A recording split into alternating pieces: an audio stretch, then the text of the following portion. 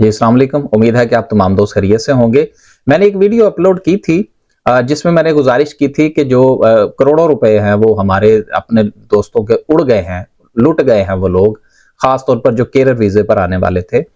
तो उसके जवाब में बहुत सारे लोगों ने मुझे इस हवाले से अप्रोच किया और उन्होंने कहा कि जी हमें ये पता चला है कि अगर हम एक फॉर्मल कंप्लेन करते हैं यूके के अंदर, तो हमें जो है वो हमारे पैसे वापस मिल सकते हैं। देखिए, मैं एक बात आपको यहाँ पर जो है वो आगाह करता चलूं।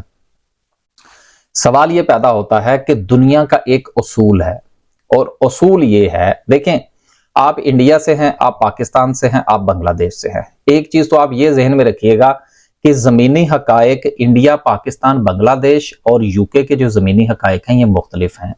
दोनों में फर्क क्या है, पहले मैं इसको थोड़ा सा एक्सप्लेन कर दूं, जिससे उम्मीद है कि आपको आपके सवाल का जवाब मिल जाएगा।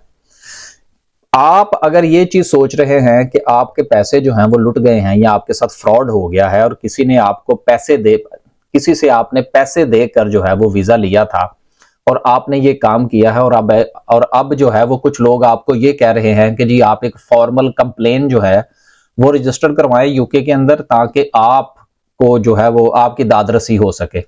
देखिए, यूके का कानून क्या है या दुनिया का कानून क्या है और उसूल क्या है, पहले आप इसको समझ लीजिए। उसूल ये है कि खुदा न खास्ता फर्ज कीजिए कि आपके यहां चोरी हो जाती है। जिस वक्त आपके यहां चोरी होती है तो आप थाने में जाकर रिपोर्ट दर्ज करवाते हैं कि जी मेरे इतने पैसे थे जो कि चोरी हो गए। तो सर, सबसे पहले तो आपको यह प्रूफ करना पड़ता है कि जो पैसा चोरी हुआ है वो आपके पास कहां से आया था। लेकिन अगर आप ये कंप्लेन दर्ज करवाने के लिए जाते हैं और बाद में पता ये लगता है कि जो आपका पैसा था वो 2 नंबर था और उस पर जो है वो आपने टैक्स अदा नहीं किया हुआ था, या आपकी जो आमदन है उसके साथ वो मैच नहीं करता, या किसी भी हवाले से कोई चीज सामने आ जाती है, तो वो चोर को तो बाद में पकड़ेंगे, पहले वो आपको अंदर करेंगे। आपको प्रूव करना पड़ेगा कि आपका ये जो पैसा था ये व्हाइट था या के ब्लैक था। अब इस मिसाल को जरा प्लीज जहन में रखिएगा। अब इसी तरह से जो लोग आपसे ये कह रहे हैं कि जी आप जो है वो फॉर्मल जो है वो कंप्लेन लॉन्च करें कि अगर आपको जो आपके साथ अगर फ्रॉड हुआ है, तो सबसे पहले तो आप जो है वो अपने बारे में सोचिए कि आप अगर ये कंप्लेन लॉन्च करते हैं कि जी फला केयर हाउस था या फला बंदा था जिसको हमने पैसे दिए। देखें, अगर आप इंडिया या पाकिस्तान के अंदर कंप्लेन दर्ज करवाते हैं, मैं उसकी बात नहीं कर रहा, वहां का निजाम मुख्तलिफ है। वहां पर आप ह्यूमन ट्रैफिकिंग वालों से बात कर सकते हैं, FIA में जा सकते हैं, कुछ भी आपके हाथ जो लगता है वो आप करें, क्योंकि जो पेमेंट आपने की थी वो पाकिस्तान में ही या इंडिया में ही आपने किसी बंदे को की होगी, वो आपने यूके के अंदर किसी बंदे को नहीं की होगी। उसकी वजह क्या है? उसकी वजह यह है कि यहाँ पर लोग जो हैं वो अगर किसी से पैसे पकड़ते हैं तो बैंक अकाउंट में तो वो लेते नहीं है, और अगर उन्होंने आपसे कैश पकड़ा है तो उसका प्रूफ कोई नहीं होगा। लेकिन पाकिस्तान में या इंडिया में या किसी और मुल्क में अगर आपने इस किस्म का कोई काम कर रखा है तो वहां के जमीनी हकायक मुख्तलिफ हैं। लेकिन मैं आपको यहां की बात कर रहा हूं कि अगर आपने यहां की कोई आपको पट्टी पढ़ा रहा है कि जी आप जो है वो यहां पे फॉर्मल कंप्लेन कर दें, मैं उसका जवाब देने लगा हूं। अब आप फर्ज कीजिए कि आप कंप्लेन दर्ज करते हैं और उसमें आप ये लिखते हैं कि जी फलां बंदे ने जो है वो मुझसे इतने पैसे लिए थे केरल का वीजा देने के लिए, तो वो सर सबसे पहले तो आपसे पूछेंगे कि आपने वो पैसे क्यों दिए। दूसरे नंबर पर वो आपसे ये पूछेंगे कि क्या आप इस जॉब के लिए क्वालिफाइड थे। फिर जब आपके पास वो क्वालिफिकेशन नहीं होगी तो सर वो लेने के देने पड़ जाएंगे। तो गुजारिश ये है कि आप निजाम को समझने की कोशिश कीजिए। अगर आपने पेमेंट जो है वो यकीनन पाकिस्तान या इंडिया के अगर में मौजूद अगर किसी एजेंट को दी है, तो वहां पर जो है वो उसी के साथ जो कंप्लेन है वो वहीं तक महदूद रखें। अगर आप उस कंप्लेन को यूके में लाने की कोशिश करेंगे तो आपको बहुत सारे मसाइल का सामना करना पड़ेगा।